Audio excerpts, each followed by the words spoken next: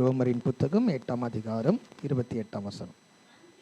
அன்றியும் அவருடைய தீர்மானத்தின்படி அழைக்கப்பட்டவர்களாய் தேவனிடத்தில் அன்பு கூறுகிறவர்களுக்கு சகலமும் நன்மைக்கேதுவாக நடக்கிறது என்று அறிந்திருக்கிறோம்.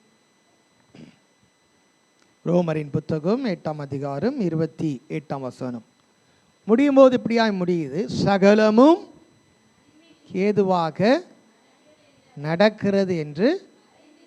ஆமாம், அப்படின்னா அது இப்போ இருக்குது, நம்முடைய வாழ்க்கையில் நடந்து கொண்டிருக்கிறது.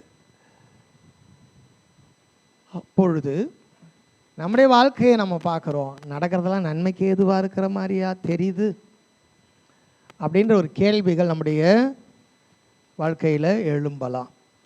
சகலமும் நன்மைக்கு ஏதுவாக நடக்கிறது. நம்மளால் சொல்ல முடியுமா என் வாழ்க்கையில் நடக்கிறதெல்லாம் என் நன்மைக்கு ஏதுவாக தான் நடக்கிறது என்று? சொல்லக்கூடியவர் வாய் திறந்து சொல்லாமே. ஆனால் நம்ம சில நேரத்தில் என்ன செய்கிறோம், சொல்ல முடியலை. ஏன் இப்படி நடக்கிறது, ஏன் அப்படி நடக்கிறது என்று நாம் கதறுகிறோம். சகலமும் நன்மைக்கு ஏதுவாக நடக்கிறது அல்லது சகலமும் நன்மைக்கு ஏதுவாய் தான் என் வாழ்க்கையில் நடக்கணும் அப்படின்னு ஒரு தீர்மானம் நாம் எடுக்கணும்னா, நாம் தேவனிடத்தில் அன்பு கூறுகிறவர்களாக இருக்கிறோம். நல்லது, எல்லாருமே கர்த்தரை நேசிக்கிறோமா இல்லையா? இல்லாட்டி இந்த இடத்துல நம்ம உட்கார மாட்டோம். ஏதோ ஒரு விதத்தில் ஆண்டவரை நாம் என்ன செய்கிறோம், நேசிக்கிறோம், அன்பு கூறுகிறோம். ஆனால் வேதம் நாம் எப்படி அவரிடத்தில் அன்பு கூற வேண்டும் என்று சொல்கிறது என்றால், அன்றியும் அவருடைய தீர்மானத்தின்படி அழைக்கப்பட்டவர்களாய் அவரிடத்தில் அன்பு கூறுகிறவர்களுக்கு நாம் அன்பு கூறுகிறோம். ஆனால் நம்முடைய அன்பு எந்த அடிப்படையில் இருக்கிறது அதை நாம் ஆராய்ந்து பார்க்கணும். தேவன் நம்மை அழைத்திருக்கிறார். சொல்லுங்களேன், அந்த அழைப்பு எப்படின்னா தீர்மானத்தின்படி அழைப்பு. என்னதுங்க? அவருடைய தீர்மானத்தின்படி அழைப்பு. எத்தனையோ அழைப்புகளை நாம் அணுதினோம் நம்முடைய வாழ்க்கையில் பார்க்குறோம். கல்யாணத்துக்காக அழைக்கிறாங்க, காது குத்துக்காக அழைக்கிறாங்க, புது வீடு கட்டி அழைக்கிறாங்க, மகிழ்ச்சியான அழைப்புகள் இருக்குது, மரண சம்பந்தமான துக்க காரியங்களுக்கு அழைக்கிறார்கள். எப்படிப்பட்ட அழைப்புகளை எல்லாம் இந்த உலகத்தில் நாம் பார்க்குறோம், கேட்குறோம். அந்த அழைப்புகள் எல்லாமே அந்த ஒரு நாளில் சந்தோஷத்தையோ துக்கத்தையோ வெளிப்படுத்தி முடித்து விடுகிறது. ஆனால் வேதத்தில் ஒரு அழைப்பு இருக்கிறது, அவருடைய தீர்மானத்தின்படி அழைப்பு. சொல்லுங்க, அந்த தீர்மானத்தின்படி அழைக்கப்பட்டவர்களானால், அந்த தீர்மானத்தை ஏற்றுக்கொண்டவர்களாய், அந்த தீர்மானத்துக்குள்ளாய் வந்தவர்களாய் அவரிடத்தில் நாம் அன்பு கூறும் பொழுது நமக்கு நம்முடைய வாழ்க்கையில் நடக்கிறது எல்லாவற்றையும் பார்க்கும்போது சொல்ல முடியுது, எல்லாம் நன்மைக்கு ஏதுவாய் தான் போய் கொண்டு இருக்கிறது. பார்வையில் எல்லாம் தீமையாக கூட இருக்கலாம், ஆனால் முடிவு நமக்கு தெரியும், இது எல்லாம் தேவன் இந்த நோக்கத்தில் கொண்டு போகிறார், இதனுடைய முடிவை தேவன் இப்படி வைத்திருக்கிறார், இது இப்படிப்பட்ட ஜெயமாய் மாறும் என்கிற அந்த காரியத்தை நாம் அறிந்திருப்போம். தாவீதை தேவன் அரசனாக்க வேண்டும் என்கிற தீர்மானத்தினாலே அழைத்தார். எதற்காக அழைத்தார்? அவரை அரசனாய் மாற்றணுன்ற ஒரு தீர்மானத்தை வைத்திருந்தார். அன்றியும் அவருடைய தீர்மானத்தின்படி ஒரு அழைப்பு தாவீதுக்கு இருந்தது. அந்த தீர்மானம் என்னவென்றால் அவர் ஒரு அரசனாய் மாற வேண்டும். என்னவா இருக்கணும்?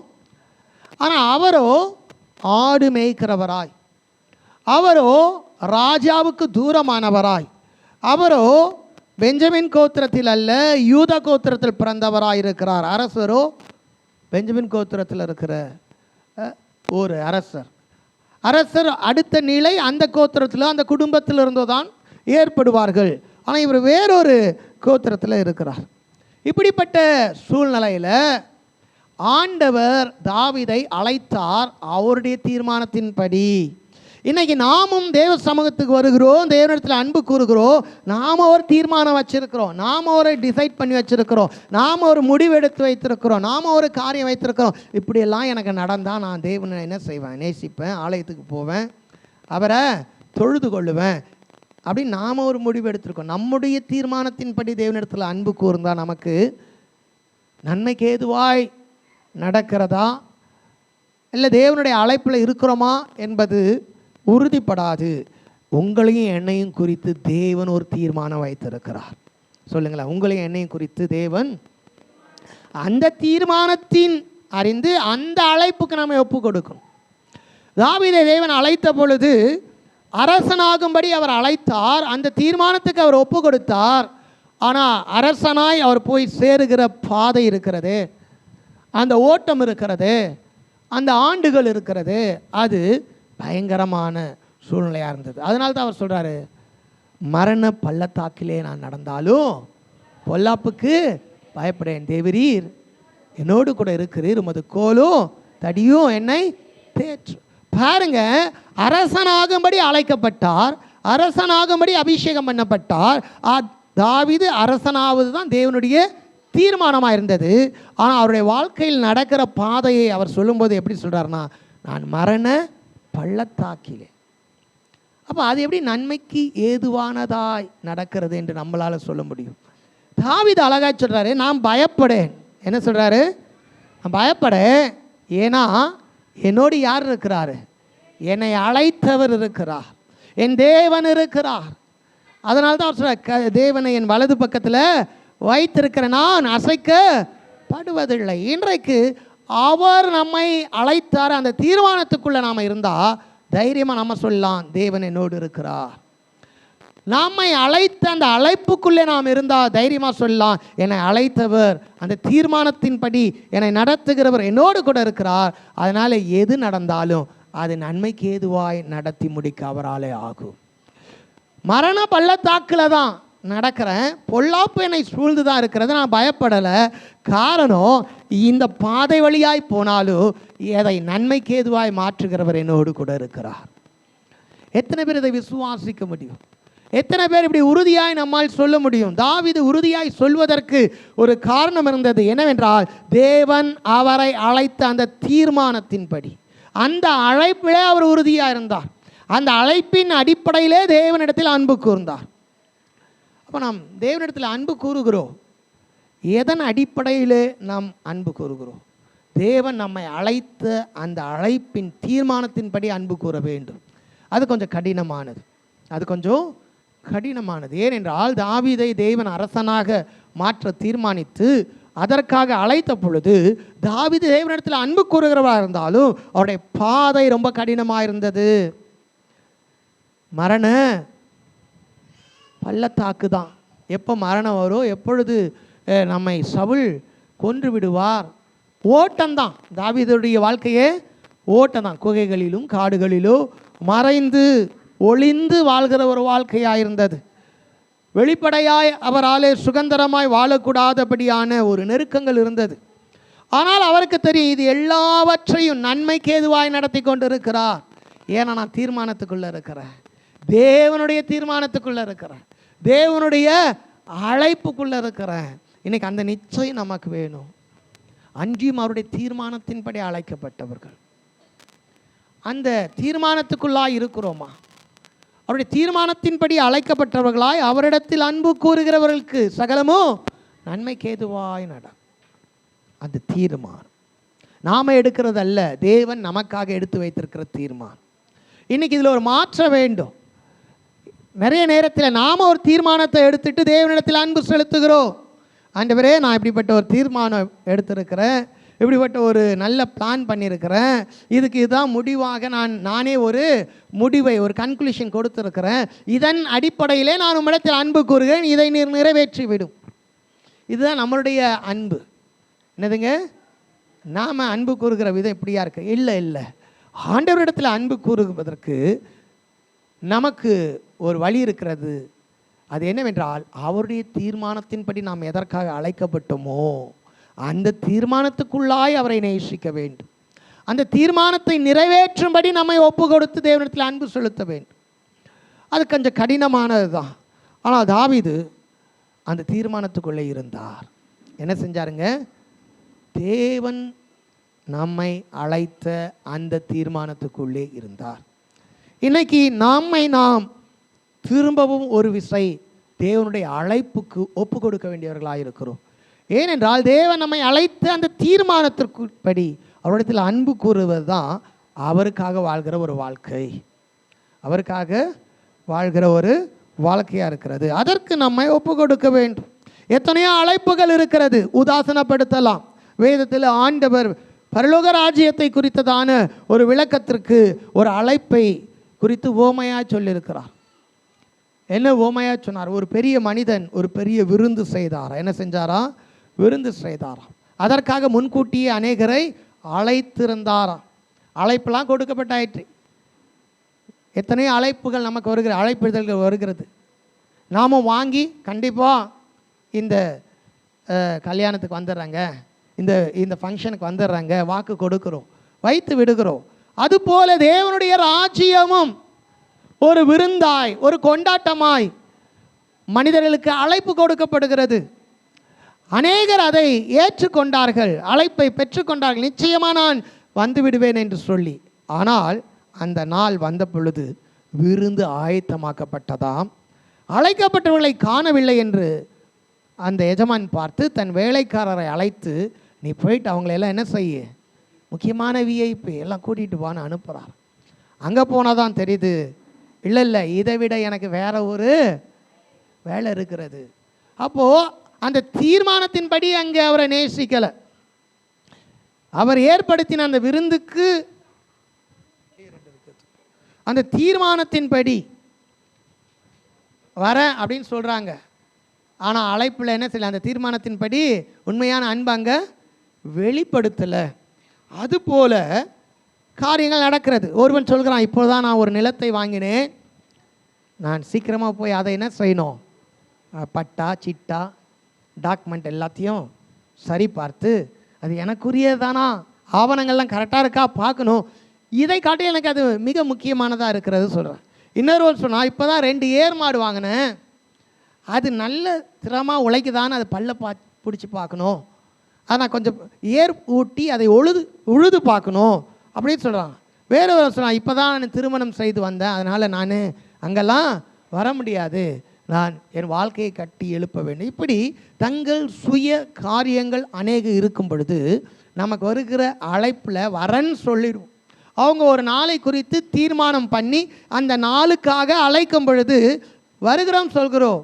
ஆனால் அநேகர் அன்றைக்கு வராமல் போய்விட்டார்களாம். இதை பார்த்த பொழுது விருந்து ஆயத்தப்படுத்தினவர் மிகவும் என்ன செஞ்சாராம், துக்கப்பட்டு, என் விருந்தில் அழைக்கப்பட்டவன் ஒருவனும் அதை என்ன செய்வதில்லை, ருசி பார்ப்பதில்லை என்று சொல்லி அவர் வழிப்போக்கர்களையும் குருடர்களையும் சப்பானிகளையும் தெரு ஓரங்களிலும் வேலைகளிலும் இருக்கிற எல்லாரையும் கூட்டு வந்து என் வீட்டை நிரப்பிடு. அப்போது ஒரு தீர்மானம் எடுத்து அழைப்பு கொடுத்தவர் தீர்மானத்தில் சரியாக இருக்கிறார். அவருடைய வீடு என்ன செய்யணும், அவருடைய வீடு நிரம்பணும். அதற்கு வேண்டிய வேலையை செய்வார். எவ்வளவுதான் முக்கியமான விஐபியாக இருந்தாலும் அவங்க வரலைன்னா அந்த இடம் என்ன செய்யக்கூடாது, காலியாக இருக்கக்கூடாது. அவருடைய வீடு நிரம்பி தான் ஆகணும். இதுதான் தேவனுடைய தீர்மானத்துக்குள்ளே இருக்குது. சரி, ஒரு நாள் அந்த காரியம். ஆனால் இந்த தேவனுடைய அழைப்பு என்பது ஒரு நாள் அல்ல, நித்தியமாய் நாம் வாழத்தக்கதான ஒரு அழைப்பாக இருக்கிறது. அதில் ஒரு முறை மிஸ் பண்ணிட்டா திரும்ப உள்ள போகக்கூடாததாக இருக்கிறது. அப்போ வாய்ப்பு வரும் பொழுது, அழைப்பு வரும் பொழுது, அழைக்கப்பட்டவர்கள் தான் அவர்கள்லாம். ஆனால் தேவன் அந்த விருந்துக்கு அவர்களை தெரிந்து கொள்ளவில்லை. காரணம், அவங்க அந்த அழைப்பை உதாசனப்படுத்தினார்கள். ஆனால் நேசிக்கிறேன், யாரை நேசிக்கிறேன், அழைப்பு கொடுத்தவரை நேசிக்கிறேன், ரொம்ப பிரியமாக இருக்கிறேன், நீ போய் சொல்லுப்பா, இன்றைக்கு எனக்கு இந்த சூழ்நிலை இருக்கிறதுனால வர முடியல, ஆனால் கண்டிப்பாக நான் என்ன செய்வேன், அவரை நேசிக்கிறேன், எனக்கு எவ்வளோ பாசம் இருக்குது தெரியுமா. இப்படி தான் கர்த்தரிடத்தில் நாம் சொல்லிக்கிட்டு இருக்கிறோம். இப்படி தான் நாம் தேவனிடத்தில் என்ன சொல்லியிருக்கிறோம், முட்டு கொடுத்துக்கிட்டு இருக்கிறோம். இந்த வாரம் வரலன்னா என்னங்க, என் மனசெல்லாம் அங்கே தான் இருக்குது. எங்கே தான் இருக்குது, அங்கே தான் இருக்குது. என் உடம்பு தான் இங்கே போயிட்டுருக்குது, ஃபங்க்ஷனுக்கு, வேலைக்கு, மற்ற காரியத்துக்கு. ஆனால் என்னுடைய ஆவி அங்கே தான் இருக்குது.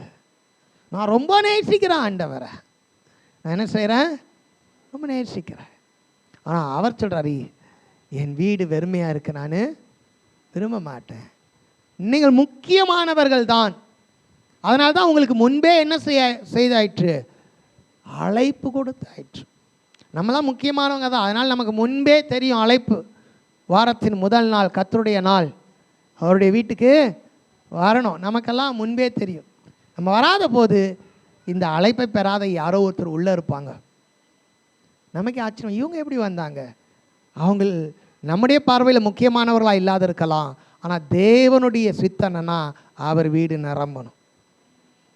அவர் வீடு நிரம்பும் போது முக்கியமானவங்க வந்து அவங்களுக்கு அங்கே என்ன இருக்காது, உள்ளே போகிறதுக்கு இடம் இருக்காது. அது மாதிரி ஒரு நாள் பரலோகம் மாறும். பரலோகத்துக்கு போகும்போது அப்படி மாறும். அதுக்காக நாம் என்ன செய்யணும்னா ஜாக்கிரதையாக இருக்கணும். வேதம் சொல்லுது பாருங்கள், அன்றியும் அவருடைய தீர்மானத்தின்படி அழைக்கப்பட்டவர்களாய் அவரிடத்தில் அன்பு கூறுகிறவர்களுக்கு. அப்போது தீர்மானத்தின்படி உண்டான அழைப்பு ஒன்று இருக்கிறது. அந்த தீர்மானத்திற்குள்ளாக நாம் தேவனிடத்தில் அன்பு கூறும் பொழுது நிச்சயமாக நம்முடைய வாழ்க்கையில் நாம் சொல்லலாம், எல்லாம் சகலமும் நன்மைக்கு ஏதுவாய் தான் நடந்து கொண்டிருக்கிறது. ஒருவேளை இப்போ என் பார்வைக்கு இது தீமையாய், போராட்டமாய், வருத்தமாய், ஒரு விதமான பயமாய் இருக்கலாம். ஆனால் இது எல்லாம் எங்கே தான் போய் முடியும், நன்மைக்கு ஏதுவாய் தான் போய் முடியும். சொல்லுங்களேன், நன்மைக்கு. நான் அந்த தீர்மானத்துக்குள்ளே இருக்கிறேன். தாவீது தேவனுடைய தீர்மானத்தின் அழைப்புக்குள்ளே இருந்தார். அதனால் அவர் சொல்கிறாரு, நான் மரண இருளின் பள்ளத்தாக்கில் நடந்தாலோ பொல்லாப்புக்கு பயப்பட நான் பயப்பட மாட்டேன், ஏன்னா எல்லாம் நன்மைக்கு ஏதுவாக நடக்குது. அவருடைய தீர்மானம் என்ன, என்னை அரசனாய் கொண்டு போய் அமர செய்வது. என்னதுங்க, அரசனாய் கொண்டு போய் அமர செய்வது. அப்படியாய் அன்றைக்கு தாவீதுக்கு தேவன் ஒரு தீர்மானத்தை கொடுத்து அந்த தீர்மானத்தின்படி அழைத்தார். இன்றைக்கு உங்களையும் என்னையும் தேவன் அவருடைய தீர்மானத்தின்படி அழைத்திருக்கிறார். அந்த தீர்மானம் என்ன, அந்த தீர்மானம் என்ன என்கிறத நாம் அறிந்திருக்கிறோம். நமக்கு தெரியாதது ஒன்றும் இல்லை. அந்த தீர்மானம் என்ன? 1 யோவான் 4 அதிகாரம் 9 வசனத்தை வாசிக்கலாம். 1 யோவான் 4:9.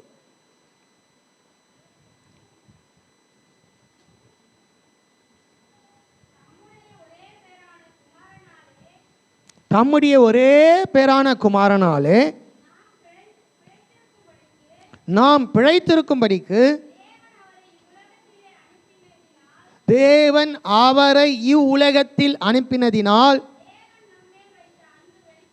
தேவன் நம்மேல் வைத்த அன்பு வெளிப்பட்டது. 10 வாசிங்க. நாம் தேவனிடத்தில் அன்பு கூர்ந்ததினால் அல்ல,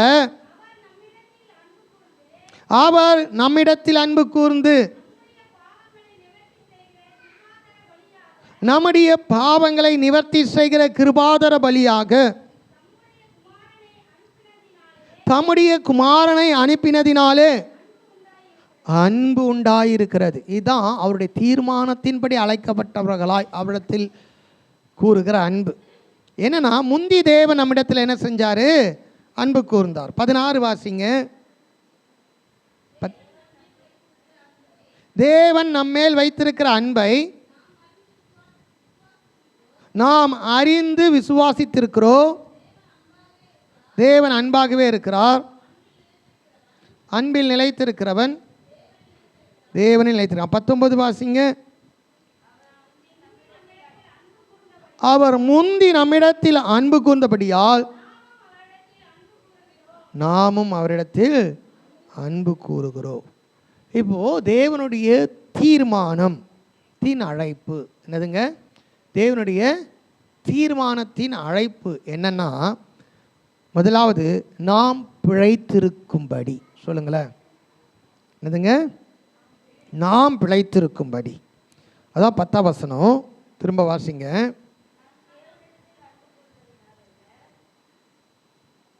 நாம் தேவனிடத்தில் அன்பு கூர்ந்ததினால் அல்ல, அவர் நம்மிடத்தில் அன்பு கூர்ந்து நம்முடைய பாவங்களை நிவர்த்தி செய்கிற கிருபாதர பலியாக தம்முடைய குமாரனை அனுப்பினதினாலே அன்பு உண்டாயிருக்கிறது. இதுதான் அவருடைய தீர்மானம். என்னன்னா, பாவத்தில் இருக்கிறவன் மரிப்பான், பாவத்தில் இருக்கிறவன் வாழ்வடையான். அப்போ ஒருவன் வாழ்வடைய வேண்டும், பிழைக்க வேண்டும்.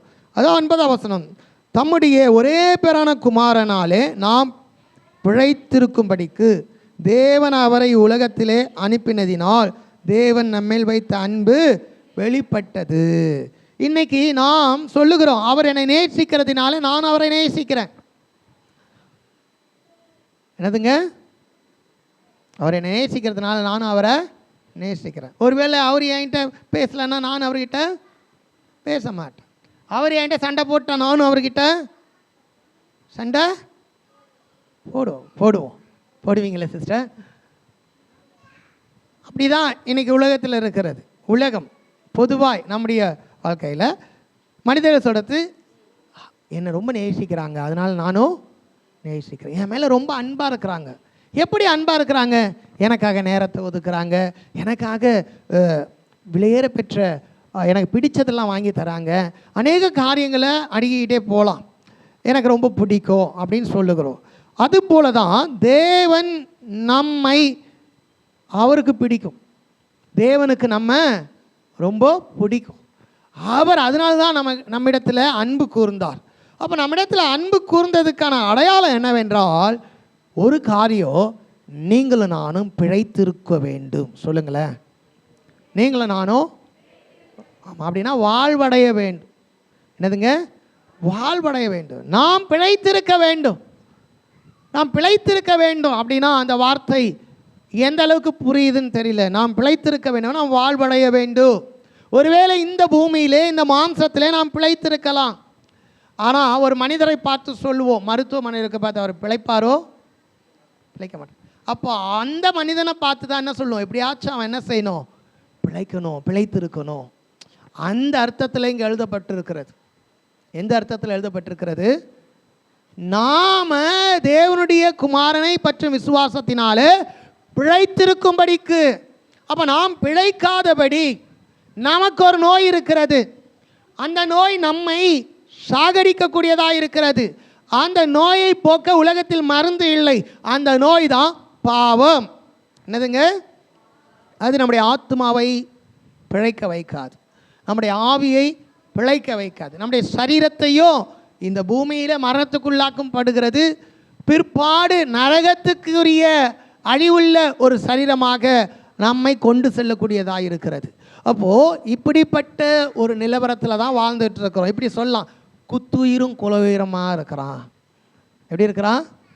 ஆமாம், ரொம்ப காயப்பட்டு ஒரு மனிதன் ரொம்ப அடிபட்டு காயப்பட்டு யாராகிலும் அந்த மனுஷனை பார்க்கும்போது எப்படி சொல்லுவாங்க, குத்துயிரும் குலவுயிரமாக இருக்குது. அப்படின்னா நான் எப்போ பிழைப்பான் எப்போ சாவான் தெரியல. அப்படிப்பட்ட ஒரு வேதனையோடு, இரத்த காயங்களோடு, வலியோடு, அழுது கொண்டு புலம்பிக் கொண்டு நான் பிழைப்பனா என்ற வருத்தத்தில் இருக்கிற ஒரு மனிதனைப் போல இந்த மனுக்குலம் இருக்கிறது. மனுக்குலம் இருக்கிறது. பிழைப்பாங்களா அப்படின்னா நித்திய ஜீவனை அடைவார்களா? அவர்கள் நித்திய ஜீவனை அடைந்து தேவனோடு கூட என்னென்றைக்கும் வாழ்வார்களா? அப்படி வாழணும், அப்படி பிழைக்கணும் அப்படின்றது தேவனுடைய விருப்பம். அப்படி நாம் வரணும்னு தான் தேவன் நம்ம வைத்திருக்க அன்பு. தேவன் நம்ம இடத்துல வைத்திருக்கிற அன்பு என்னவென்றால், நாம் எல்லாம் பிழைத்திருக்க வேண்டும். எப்படி இருக்கணும்? ஆமாம், பாவம் செய்கிற ஆத்துமா பாவத்தின் சம்பளம். அப்போ இந்த பாவத்திலிருந்து நாம் விடுதலையாக்கப்பட்டு நாம் பிழைத்திருக்க வேண்டும், வாழ்வடைய வேண்டும். அந்த வாழ்வு இந்த பூமியில் நம்ம எல்லாவற்றையும் வாழ வைக்கக்கூடிய வல்லமை உள்ளதாக இருக்கிறது. அதனால தான் இதே யோவான், பிரியமானவனே ஆத்துமா நீ எல்லாவற்றிலும் வாழ்ந்து. அப்போ தேவகுமாரனுக்குள் ஒரு மனிதன் பிழைத்திருந்தால் அவன் ஆத்துமா வாழும். அவன் வாழ்த்துமா வாழ்ந்தால் அவன் எல்லாவற்றிலும் வாழ்ந்து சுகமாக இருக்க முடியும். இந்த வாழ்வு இது ரெண்டாவது பிழைத்திருக்கிறது. அவன் முதலாவது எது பிழைக்கணும்? ஆத்துமா பிழைக்கணும், அது வாழ்வடையணும், அது பலனடையணும், அதுக்கு ஜீவன் வேண்டும், அது ரட்சிக்கப்படணும்.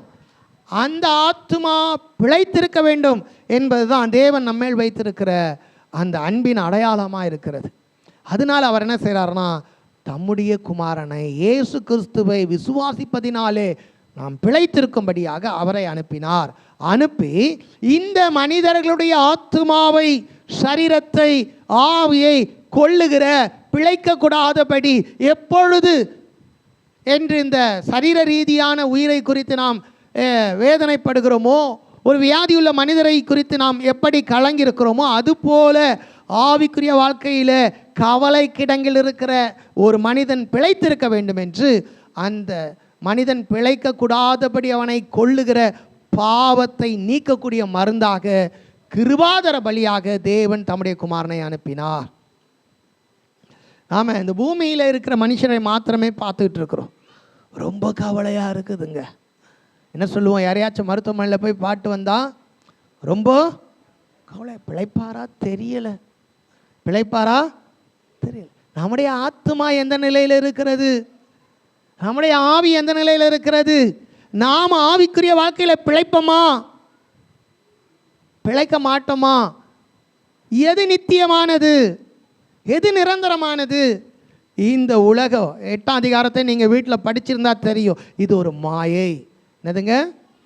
தேவனாலே நம்ம மாயைக்கு என்ன செஞ்சுருக்கிறோம்? கீழ்ப்படிந்திருக்கிறோம். வெள்ளத்தினாலே ஒரு 80 சொல்லலாம், மனுஷனுடைய ஆயுள் 70 சொல்லலாம். ஆனால் எந்த கேரண்டியும் கிடையாது, எந்த வாரண்டியும் கிடையாது. எப்பொழுது வேணுமானாலும் மரணம் ஒரு மனுஷனை சந்திக்கலாம், எந்த ரூபத்தில் வேணுமானாலும் சந்திக்கலாம். அதில் நாம் பிழைத்து இந்த உலகத்தில் நாம் நெடுநாள் வாழப்போவதில்லை. அப்படிப்பட்ட ஒரு சரீரத்தில் பிழைத்திருக்கிறதை குறித்து தேவன் அக்கறை உள்ளவராய் தம்முடைய குமாரனை பற்றி விசுவாசத்தினால் பிழைத்திருக்க வேண்டும் என்று சொல்லவில்லை. அதற்காக அவரை பூமிக்கு அனுப்பவில்லை. அதற்காக கிருபாதர பலியாய் தம்முடைய குமாரனை நமக்காக நம்முடைய பாவங்களை போக்க கல்வாரி சிலுவையில் ஒப்பு கொடுக்கவில்லை. தேவனுடைய பார்வை என்னவென்றால், நித்திய வாழ்விலே ஒரு மனிதன் வந்து சேர வேண்டும், அந்த பிழைப்படைய வேண்டும். அதுதான் நிரந்தரமானது. அப்படி நாம் பிழைத்திருக்கும்படியாய்தான் தேவன் தம்முடைய குமாரனை அனுப்பினார். இப்போ அந்த வசனத்துக்கு ஓரளவுக்கு நமக்கு விளக்கம் தெரியும் நினைக்கிறேன். 9ஆம் வசனம் திரும்ப வாசிக்கலாம். தம்முடைய ஒரே பேரான குமாரனாலே நாம் பிழைத்திருக்கும்படிக்கு. என்ன பிழைத்திருக்கும்படி? சரீரத்தில் ரொம்ப நாள் பிழைத்திருக்கும்படி, நம்முடைய நித்திய வாழ்வு, நித்திய வாழ்வு, நம்முடைய ஆத்துமா உயிர் அடைந்து பிழைத்திருக்கும்படி. ஏன்னா பூமியில் மரணம் எப்படினாலும் வரலாம். இது நிலையற்ற வாழ்வு. இதற்கப்புறம்தான் நிரந்தரமான ஒரு வாழ்க்கை இருக்கிறது. அதிலே நாம் பிழைத்திருக்கும்படி, வாழ்வடையும்படி தேவன் தம்முடைய குமாரனை அனுப்பினார். அவர் மூலமாக தான் நம்முடைய பாவங்களை போக்குகிற கிருபாதர பலியாய் ஒப்பு கொடுத்து தேவன் நம்மிடத்தில் அன்பு கூர்ந்தார். இப்போ இந்த விஷயத்தை பெற்றுக்கொண்ட நாம் எப்படி அவரிடத்தில் அன்பு கூற வேண்டும்? தாவீதுக்கு ஒரு தீர்மானத்தின் அழைப்பு இருந்தது. அவர் அரசனாக வேண்டும். என்னதுங்க? அதை அவர் மனதிலே ஏற்றுக்கொண்டு, என்னை தேவன் ஒரு அரசனாக அபிஷேகம் பண்ணியிருக்கிறார், எப்படி இருந்தாலும் என்னை எங்கே தான் கொண்டு போய் நிறுத்த போகிறாரு? அந்த சிம்மாசனத்தில் அமர வைப்பார். அதை செய்ய போகிறவர், அதை நடத்துகிறார் என்று அறிந்து அவர் வாழ்க்கையிலே அதை அடையும் வரை தேவனிடத்தில் அன்பு கூர்ந்துகிட்டு இருந்தார். அதனால தான் அவர் தீமை செய்யாதவராயிருந்தார். தன்னை கொல்ல வந்த சவுலுக்கு பழி வாங்க 2 முறை சந்தர்ப்பம் கிடைத்து அவர் என்ன செய்யல? தேவனுக்கு விரோதமாய் பாவம் செய்ய மாட்டேன், அபிஷேகம் பண்ணின மனுஷன் மீது கையை போட மாட்டேன்னு சொல்லி, என்னை அரசனாக அமர வைப்பது தேவனுடைய தீர்மானம். என்னை அரசனாக அமர வைக்கும்படியாக அவர் தீர்மானம் பண்ணி தான் என்னை அழைத்திருக்கிறார். நிச்சயமாக அவர் செய்வார், அவர் பார்த்துப்பார், அவர் வேலையை நான் எடுக்க மாட்டேன் என்று தன் அழைப்புக்கு தன்னை ஒப்பு கொடுத்தார். அதனாலே அவர் மரண இருளின் பள்ளத்தாக்கில் நடந்தாலும் பொல்லாப்புக்கு பயப்படேன் என்று சொல்லி தைரியமாக ஆண்டவரை நேசித்தார். அன்பு பயத்தை புறம்பே, பூரண அன்பு பயத்தை புறம்பே தள்ளும். அப்படிப்பட்ட ஒரு அன்பு ஆண்டவரிடத்தில் நேசித்தார். அந்த வாழ்க்கையில் எத்தனையோ பாடுகள், எத்தனையோ சூழ்நிலைகள், அவர் எத்தனையோ ஏமாற்றங்கள், யுத்தங்கள், அவருடைய உயிர் போகக்கூடிய எத்தனையோ கன்னிகள் ஆகிலும் தேவனை நேசித்தார், அன்பு கூர்ந்தார். இப்போ அவங்க தீர்மானம் நிறைவேறும். நம்மீதும் அப்படி ஒரு தீர்மானத்தை வச்சு தான் அழைத்திருக்கிறார். நம்மீதும் அப்படி ஒரு தீர்மானத்தை வச்சு தான் அழைத்திருக்க. அந்த தீர்மானத்தை ஏற்றுக்கொண்டவர்களாய், அந்த தீர்மானத்தின்படி தான் தேவன் நம்மிடத்தில் அன்பு வைத்திருக்கிறாரே, அதை அறிந்து நாம் அவரிடத்தில் அன்பு கூர்ந்தால் நம்முடைய வாழ்க்கையில் நடக்கிற எல்லாவற்றையும் நன்மைக்கு ஏதுவாக அவர் நிறுத்துவார். அது என்ன தீர்மானம்? நாம் பிழைத்திருக்க வேண்டும். சொல்லுங்க. ரெண்டாவது, நம்முடைய பாவம் நிவர்த்தி செய்யப்பட வேண்டும். என்னதுங்க? நிவர்த்தி செய்யப்பட வேண்டும். இதற்காக தான் தேவன் தம்முடைய குமாரனை அனுப்பினார். இதுதான் அவர் நம்மேல் வைத்த தீர்மானமாக இருக்கிறது. 16 வாசிப்போம். தேவன் நம்மேல் வைத்திருக்கிற அன்பை நாம் அறிந்து இருக்கிறோம். எப்படி அறிந்திருக்கிறோம்? இப்போ அறிந்து விசுவாசிக்கிறோமா? தேவன் நம்மேல் வைத்த அன்பு என்னது? நாம் பிழைத்திருக்க. சொல்லுங்களேன்.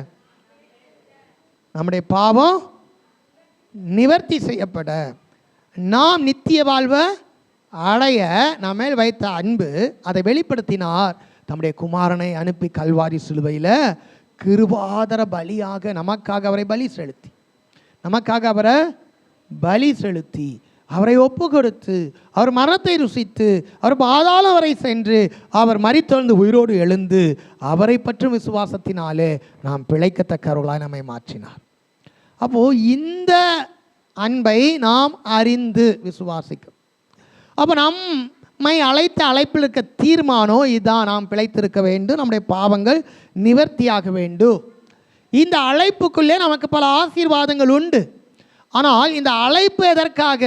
தம்முடைய குமாரனை பற்றி விசுவாசத்தினாலே நாம் பிழைக்கவும், பாவங்கள் நிவர்த்தியாகவோ, நித்திய வாழ்வை அடையவோ ஆண்டவர் நம்மிடத்தில் அன்பு கூர்ந்து தான் தம்முடைய அன்பை வெளிப்படுத்த தன்னுடைய குமாரனை பலியாய் கொடுத்தார். இதை அறிந்தவர்களாய், இந்த தீர்மானத்தின்படி அழைக்கப்பட்டவர்களாய் வந்திருக்கன்னா, இப்பொழுது அவரிடத்தில் அன்பு கூற வேண்டும். என்ன செய்யணும்? ஆமாம், முந்தி அவர் நம்மிடத்தில் அன்பு கூர்ந்ததினாலே நாம் அவரிடத்தில் அன்பு கூறுகிறோம். 19ஆம் வசனம் அப்படியாய் சொல்லுகிறது. அப்போ நாம் அவரிடத்தில் அன்பு கூறணும்னா, இப்போ நாம் எப்படி அவரிடத்தில் அன்பு கூறுகிறதை உறுதிப்படுத்த முடியும்? தேவன் நம் மீது வைத்த அன்பை அவர் வெளிப்படுத்தி விட்டார். எத்தனை பேருக்கு விளங்குது நான் பேசுறது? தேவன் நம்ம மீது வைத்த அன்பை, தேவன் அன்பாகவே இருக்கிறார், அவர் அன்பாகவே இருக்கிறார் சொல்லிக்கிட்டே இருந்திருந்தா அந்த அன்பை நாம் அறிந்திருக்க முடியுமா? விசுவாசிக்க முடியுமா? முடியாது. அந்த அன்பை தேவன் வெளிப்படுத்தினார். எப்படி வெளிப்படுத்தினார்? இந்த பூமியில் வார்த்தையாக இருந்தவர் மாம்சத்தில் வந்து அடிமைதனத்தின் நுகத்தை ஏற்று மனுஷ பிறவி பிறந்து ஜீவாதிபதி மரணத்துக்குள்ளாய் போய் நம்முடைய பாவங்களை எல்லாம் சுமந்து நாம் அவரில் பிழைத்திருக்க, நம்முடைய பாவ நிவர்த்தியாக நித்திய வாழ்வடைய அவர் தன்னையே பலியாய் கொடுத்து மரித்து உயிர்த்தெழுந்து, அன்பை நான் உங்களை இப்படி நேசிக்கிறேன்ப்பா, நீ பிழைக்கணும், உன் பாவம் நிவர்த்தி ஆகணும், நீ என்னுடைய குடும்பத்தில் வரணும், பரலோகத்தில் வாழணும் அப்படின்னு செயல்முறையிலே அவர் வெளிப்படுத்தி விட்டார். இந்த தீர்மானத்தை அறிந்திருக்கிறன்னா, அந்த தீர்மானத்தின் அழைப்புக்கேற்றபடி அவரிடத்தில் அன்பு கூறணும்னா, நம்முடைய அன்பை எப்படி வெளிப்படுத்துவது? இப்போ நான் ஆண்டவரை நேசிக்கிறேன், நான் ரொம்ப அன்பாக இருக்கிறேன், ஆண்டவர் மீது தான் என்னுடைய அன்பெல்லாம் அவருக்கு தான் அப்படின்னு சொல்லிக்கிட்டு இருந்தால் அன்பு வெளிப்படுமா? அல்லது அந்த அன்பு செயலில் காண்பிக்கப்பட வேண்டும். எப்படி காண்பிப்பது? அந்த தீர்மானத்தின்படி எப்படி காண்பிப்பது? அந்த தீர்மானத்துக்குள்ள நாம் அன்பு கூறணும். எப்படி நம்முடைய அன்பை வெளிப்படுத்துவது? நாம் பிழைத்திருக்கிறவர்களாய் வாழ வேண்டும். எப்படி வாழணும்? பாவத்துக்கு கிறிஸ்துவோடு கூட சிலுவையில் அறையப்பட்ட நாம், நம்முடைய பாவ மாம்சம் பாவ சரீரம் இந்த உடலில் மரித்ததாகவும் அவரோடு கூட பிழைத்திருக்க நீதிக்கென்று வாழ்கிறவர்களாகவும் நம்ம ஒப்பு கொடுக்கணும்.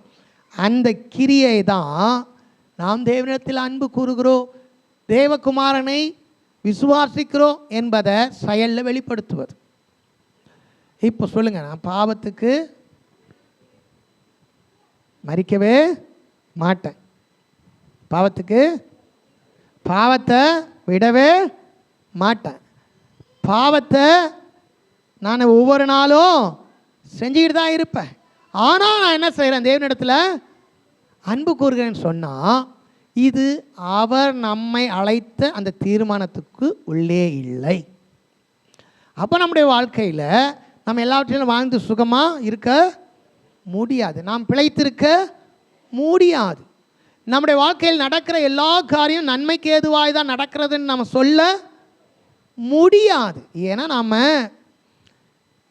நம்மிடத்தில் அன்பு கூர்ந்தவரிடத்தில் அன்பு கூர்ந்திருக்கிறார். அவரிடத்தில் அன்பு கூறனா அவர் எதிர்பார்க்கிறதை தான் அவருக்கு தரும்.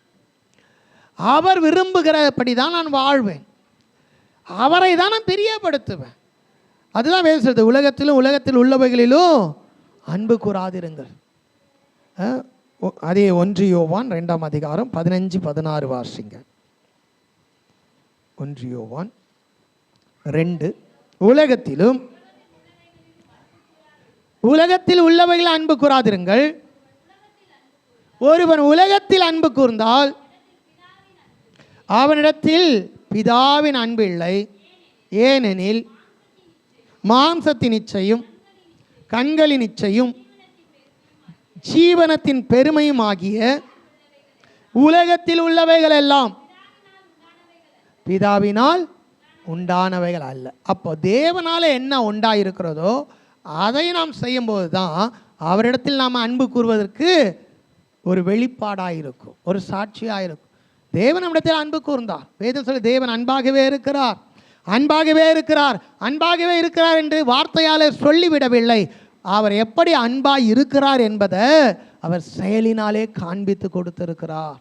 அந்த அன்பை அறிந்து அதை விசுவாசித்து அவரிடத்தில் அன்பு கூறுகிறேன் என்று சொல்லுகிற நாம் அவர் விரும்புகிறத அவருடையதை நாம் செய்வோம், உலகத்தில் உள்ளவைகளை செய்ய மாட்டோம். இப்போது இவ்வளோ பெரிய ரட்சிப்பை அறிந்திருக்கிறோம், இப்படிப்பட்ட தேவனை விசுவாசிக்கிறோம், ஆனால் அவரிடத்தில் அன்பு கூறுகிறேன் என்று சொல்லிக்கொண்டு நான் உலகத்தில் உள்ளவைகளிலுமே அன்பு கூர்ந்திருந்தா என்னிடத்தில் என்னவில்லை, அவருடைய தீர்மானத்தின்படி அழைத்தாரே, நம்மேல் அவர் வைத்திருந்தாரே, அந்த அன்பு நமக்குள்ளே இல்லை, அந்த அன்பு நமக்குள்ளே இல்லை. அந்த அன்பு நமக்குள்ளே இருந்தாதான் நாம் அவரிடத்தில் அன்பு கூற முடியும், அந்த தீர்மானத்துக்குள்ளே இருக்க முடியும். அதனால தான் வேதம் சொல்கிறது, உலகத்தில் உள்ளவைகள் அன்பு கூறாதிருங்கள், அவைகள்லாம் தேவனால் உண்டானவைகள் அல்ல. அப்போ எது தேவனால் உண்டாயிருக்கிறது? இந்த பூமியில் நமக்கு எதெல்லாம் தேவனால் உண்டாயிருக்கிறது? பாவ நிவர்த்தி தேவனாலே உண்டாயிருக்கிறது. கிருபாதர பலியாய் தேவன் தமது குமாரனை நமக்கு கொடுத்து அவராலே நீதிமானாய் மாற்றப்படுவது தேவனால் உண்டாயிருக்கிறது. வாக்குத்தத்தம் நமக்கு தேவனால் உண்டாயிருக்கிறது. என்ன உண்டாயிருக்கிறது? நித்திய ஜீவனை கொடுப்பேன் என்ற வாக்குத்தத்தம் தேவனால் உண்டாயிருக்கிறது. பரிசுத்த ஆவியானவர் தேவன் நமக்கு கொடுத்திருக்கிறார். அவர் நம்மை சகல சத்தியத்தில் நடத்தும்படி, அவர் பாவத்தை குறித்து கண்டித்து உணர்த்தும்படி, நீதியை நமக்கு காண்பித்து அதன்படி நம்மை வழிநடத்த நமக்குள்ளே வாசம் பண்ணுகிறவராயிருக்கிறார். அப்போது தேவ ஆவியானவராலே நாம் வழிநடத்தப்பட வேண்டும். அப்போ உலகத்தில் உள்ளவைகளிலுமே வாழ்ந்து கொண்டு அந்த கிரியைகளிலே செய்து கொண்டு நான் தேவனிடத்தில் அன்பு கூறுகிறேன் என்று சொன்னால் அது உண்மை அல்ல. ஏனென்றால் தேவனுடைய அன்பு நமக்கிட்ட இல்லை. தேவனுடைய அன்பு இருந்தால் அது தேவனுக்கேற்றவைகளை செய்யும், ஆவிக்குரிய கனிகளை கொடுக்கக்கூடியதாக இருக்கும். இந்த அழைப்பில் நமக்கு அநேக ஆசீர்வாதங்கள் உண்டு. என்ன உண்டுங்க? தேவன் நம்மை அழைத்தார், அவருடைய தீர்மானத்தின்படி அழைத்தார். நம்மேல் என்ன ஒரு அழைப்பு இருக்கிறது? தீர்மானத்தின்படியான அழைப்பு இருக்கிறது. அப்படி தானே வாசிச்சோம். அன்றியும் அவருடைய தீர்மானத்தின்படி அழைக்கப்பட்டவர்களாய் அவரிடத்தில் அன்பு கூறுகிறதுக்கு. அப்போ அந்த தீர்மானத்தின்படி அழைக்கப்பட்டவர்களாய் அவரிடத்தில் அன்பு கூறுவதென்றால் தேவனுடைய அன்பு நமக்குள்ளே இருந்தால் தான் அந்த அன்பு கூற முடியும். அப்படி அன்பு கூறுவதற்கு பல ஆசீர்வாதங்கள் இருக்கிறது. 1 பேதுருவின் புத்தகம் 2ஆம் அதிகாரம் 9-10 வாசித்து முடிக்கலாம். 2 பேதுரு 1ஆம் அதிகாரம் 9-10. மன்னிக்கணும், 2 அதானே. நீங்களோ உங்களை அந்தகாரத்திலிருந்து ஆச்சரியமான ஒளியினிடத்திற்கு வரவழைத்தவருடைய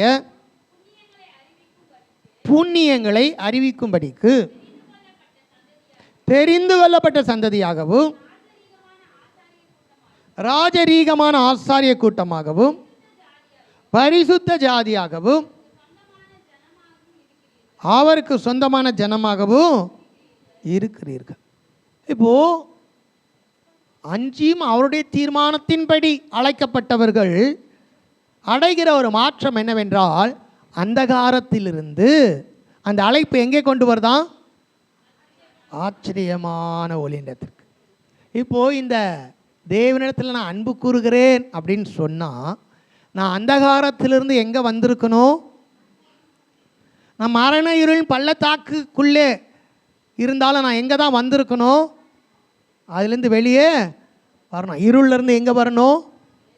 வெளிச்சத்துக்கு வரணும். இருள்லே வாழ்ந்துக்கிட்டு இருந்தா நான் அழைப்புக்குள்ளே இருக்கேனா, அழைப்புக்கு வெளியே இருக்கேனா? இன்னும் நான் அந்தகாரத்திலே, மறைவிடத்திலே, இருளுக்குள்ளே. அது எதை குறிக்கிறது? கீழ்ப்படியாமையை குறிக்கிறது. பாவத்தினுடைய அடையாளமாக இருள் இருக்கிறது. இருள் பாவத்தினுடைய அடையாளம், ஒரு குறியீடாக இருக்கிறது. அந்தகாரம் அதுக்குள்ளே நடக்கிற கிரியைகள். இப்படிப்பட்ட ஒரு வாழ்க்கை நம்முடைய வாழ்க்கையாக இருந்துக்கிட்டு நான் தேவனிடத்தில் அன்பு கூறுகிறேன். சொல்லுங்க, அன்பு கூறுகிறேன்னா அது உண்மையா? அது உண்மையா? இல்லை. நாம் எங்கே தான் அன்பு கூர்ந்துட்டு இருக்கோம்? உலகத்தில் உள்ளவைகளில் தான் அன்பு கூர்ந்து கொண்டிருக்கும். அப்போ ஒருவன் அந்தகாரத்திலிருந்து அவன் ஆச்சரியமான ஒளிக்கு வந்துவிட்டால் அவன் மீது என்ன இருக்கிறது என்றால், தேவனுடைய தீர்மானத்தின் அழைப்பு இருக்கிறது. அந்த அழைப்புக்கு அவன் செவி கொடுத்து விட்டான். அழைப்பு எல்லாருக்கும் இருக்கிறது. கொஞ்ச நேரத்துக்கு முன்னாடி நம்ம தியானித்த மாதிரி தான் அழைப்பு எல்லாருக்கும் இருக்கிறது. ஆனால் கொஞ்சம் பிஸியாக இருக்குதுன்னா நான் அங்கே போக வேண்டியது இருக்கிறது, நான் போய் இதை சோதிக்க வேண்டியது இருக்கிறது, இப்போ என்னால் அங்கே என்ன செய்ய முடியாது, வர முடியாது என்று எப்படி தட்டி கழித்தார்களோ அதுபோல ஆச்சரியமான ஒளியுள்ள இடத்துக்கு, வெளிச்சத்திற்கு, உப்பாக வெளிச்சமாக கிறிஸ்துவுக்கு சாட்சியாக வாழ வேண்டிய வாழ்க்கைக்கு நாம் மாறாத வரை அழைப்பு இருந்தாலோ அந்த அழைப்புக்குள்ளே நாம் வராதவர்களாய் தேவனுக்கு எதிர்த்து நிற்கிறவர்களாக இருக்கிறோம். காரணம், உலகத்திலே நேசித்து கொண்டிருக்கிறோம், பாவத்தை விரும்பி கொண்டிருக்கிறோம், பாவத்திலே பழகி கொண்டிருக்கிறோம். ஆனால் நாம் சொல்லுகிறோம், தேவனிடத்தில் அன்பாக இருக்கிற நான் கடவுளை எவ்வளோ நேசிக்க தெரியுமா, எனக்கு இயேசு எவ்வளோ பிடிக்கும் தெரியுமா? எப்படிங்க சொல்லுகிறார்களா இல்லையா? சொல்கிறாங்களா இல்லையா? சொல்கிறாங்க. கடந்த நாட்களில் ஒரு ஊழியக்கார் சொன்னார், நிறைய வாலிப பிள்ளைங்க அந்த ரோட்டு ஓரத்தில் ஃபுல்லாக போதையில், கஞ்சா போதையில் இருந்தாங்களாம். எனக்கு மனசு கேட்காம போயிட்டு, கர்த்தர் நேசிக்கிறாருப்பா, அதெல்லாம் விடுங்கன்னு தான். அதில் ஒரு பையன் சொன்னா, நான் அவரை அதிகமாக நேசிக்கிறேன் பாருங்கள், ஃபோட்டோ எடுத்து காட்டுறேன். அதுங்க பாக்கெட்லேருந்து ஜீசஸ் ஃபோட்டோ எடுத்து, நான் அவரை ரொம்ப நேசிக்கிறேங்க, அதை விட நான் நேசிக்கிறேங்க அவரை, எப்பயும் அவர் தாங்க பாக்கெட்டில் வச்சுருப்பார். அப்போ அவரும் என்ன தான் செய்கிறாரு, ஆண்டவரை நேசிக்கிறதா சொல்கிறாரு. ஆனால் தேவனுடைய அன்பு அவர் இடத்துல என்ன செய்யலை, இல்லை.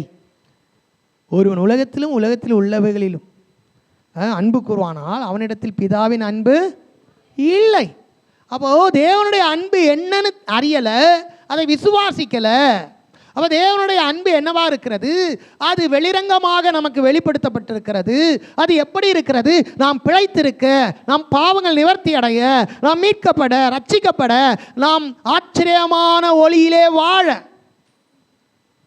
ஆச்சரியமான ஒளியிலே வாழ, அதுதான் நம்முடைய புண்ணியம். நான் இருளில் இருந்தேங்க, என வெளிச்சமாய் மாற்றிவிட்டார்.